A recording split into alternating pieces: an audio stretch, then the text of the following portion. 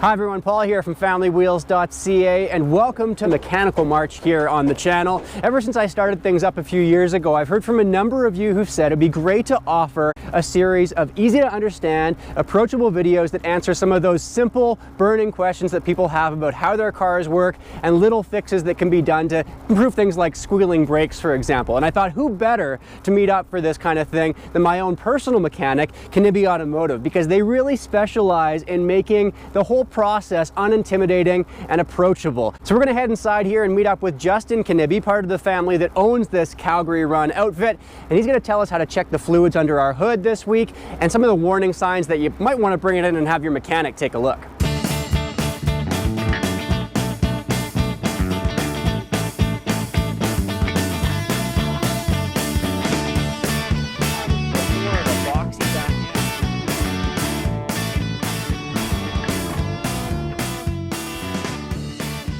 So one of the things you can check yourself at home is your fluids.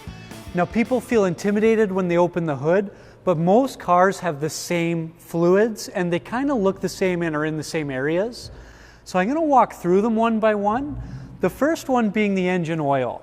So the oil will have two places basically that you can look at. This is where I fill it.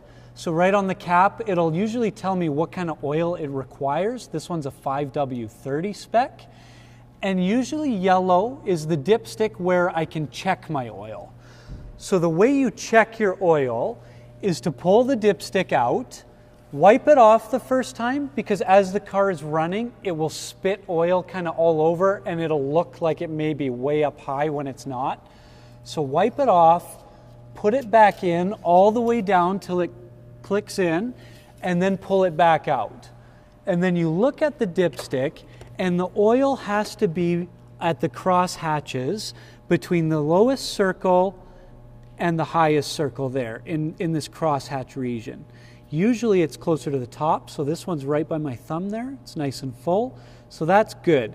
You can see that the dipstick says add, so if you're down here, you're low and you'd want to add some oil. Now you shouldn't generally have to add oil. The only reason the oil will be low is because it's either leaking and you should see something on the ground, or it's burning it and you'll have really smelly black exhaust coming out of the back of the car. Next we have transmission fluid, which is usually a red dipstick. Now this one's a little different. Transmission generally needs to be checked while the car is running, and a lot of cars won't even have a dipstick because they don't really want you checking it by yourself. In this case, on this Escalade, if I pull the dipstick out and wipe it off, it actually says in words on the dipstick, check in park, engine idling, vehicle level, because it may show that it's low on fluid when it's not. This one should not ever be low. If it's leaking, again, it'll be wet underneath or on the ground, and that would be a very expensive fix. So if you can check it, it's a very good idea to do so, but new cars, you generally won't be able to. Engine coolant can look a little different, and sometimes it can be on other sides of the car. Also, the coolant itself is different colors depending on the car. So there's usually a cap that is either here or on the radiator in the front of the car, so it might be here, and it's a pressurized cap. So it will say right on it, do not open when hot. And if you do, you'll hear a hiss, and when you open it and pull it off, coolant will spray everywhere and it'll be very hot and it can burn you.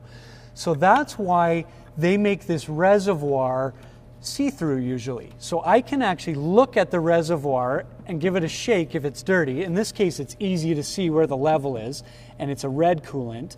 And I can see first that there's coolant in the reservoir, so that's good.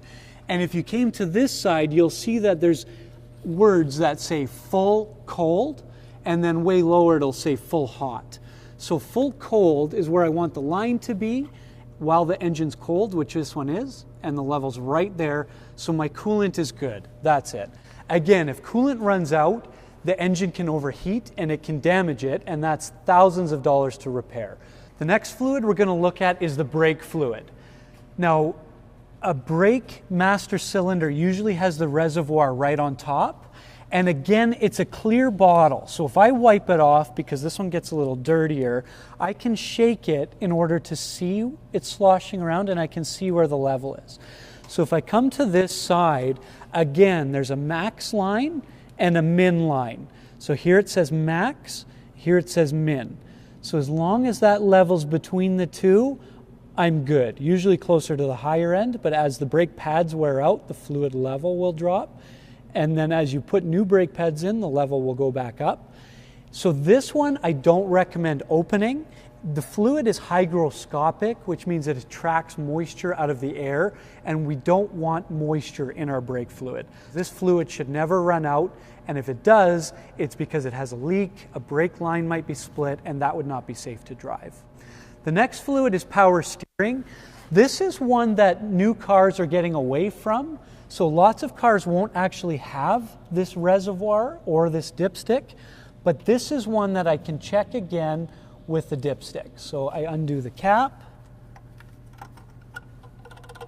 and I pull it out, and again, kind of like the oil, it has a add line and a full line.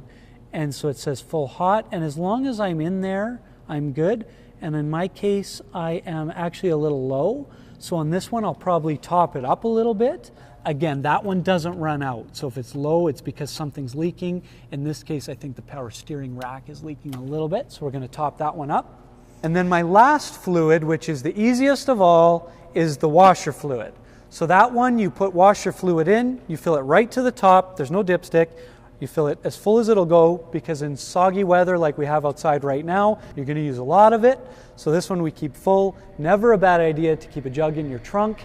And we don't use water for that one because we're in Alberta, in Canada, and water can freeze, which will cause the tank to crack.